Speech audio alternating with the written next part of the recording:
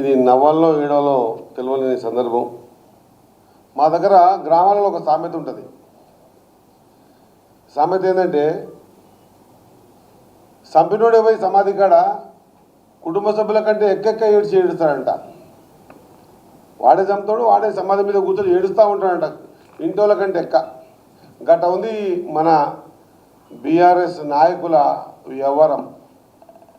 పాలమూరు రంగారెడ్డి ప్రాజెక్టుని గొప్పగా చూయించి, అదేదో అద్భుతాలు చేస్తామని చూయించి, ఆ రోజుకి ఈ రోజు వరకు కూడా, మొన్ననే ఈ మధ్య మాజీ ముఖ్యమంత్రి వర్యులు కేసీఆర్ గారు బయటకు వచ్చి కూడా మళ్ళీ పాలమూరు మీదనే మాట్లాడే పరిస్థితి. అంటే నేను అనుకుంటున్నాను, మాజీ ముఖ్యమంత్రి గారికి, అదే మాదిరిగా మాజీ నీటిపారుదల శాఖ మంత్రి గారు కేటీఆర్ అందరూ కూడా ఈ పాలమూరు వాళ్ళు చాలా తిక్కోళ్ళు, ఏం చెప్తే అది వింటారేమో అనేటువంటి భావనలో ఉంటారేమో అని నాకు అనిపిస్తూ ఉంది. ఎందుకంటే ఇప్పుడు వాళ్ళు ఏదో పాలమూరు కోసం పోరు అంటున్నారు. ఎవరు చేయాలి పోరు?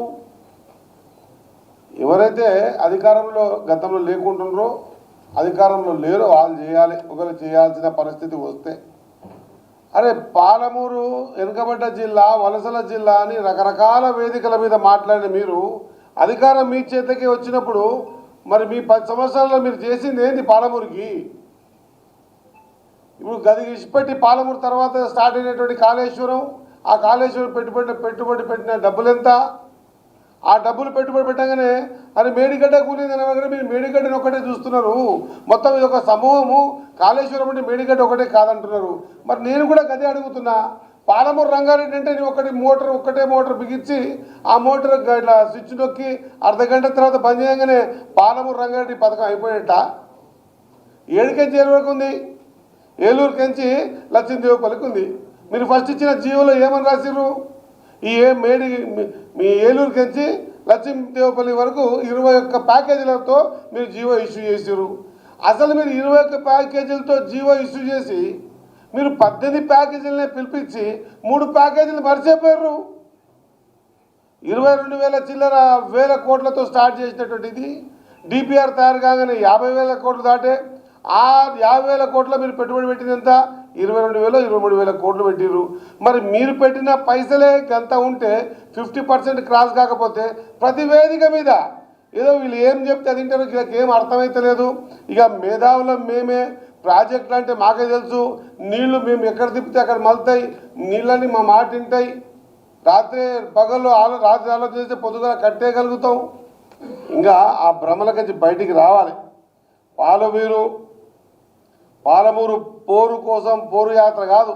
మీరు పొర్లు దండాలు పెట్టినా కూడా మిమ్మల్ని ప్రజలు నమ్మే పరిస్థితి లేదు. ఇప్పుడు ఒకవేళ నిజంగా పాలమూరు రంగారెడ్డి మీద మీకు నిజంగా కూడా ప్రేమ ఉండి ఉంటే, కట్టాలి, వెనుకబడ్డ జిల్లా, వలసల జిల్లా, దీన్ని బాగా చేయాలనే ఆలోచన ఉండింటే, ఇంతకుముందే మా మంత్రి గారు చెప్పారు, సంవత్సరం తర్వాత స్టార్ట్ అయిన కాళేశ్వరం మీద మీరు పెట్టుబడి పెట్టింది ఎంత?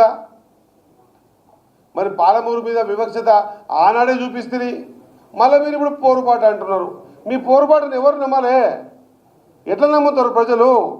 ఏదో తిక్కోళ్ళా ఇట్ట? మళ్ళీ దీన్ని తీసుకుపోయి ఈ ఏలూరు కాడిని తీసుకుపోయి లక్ష్మీదేవిపల్లి గాడి నుంచి రంగారెడ్డికి తీసుకొచ్చి మా కొడంగల్ నారాయణపేట తీసుకొచ్చి మక్తలు పోతామండ్రి.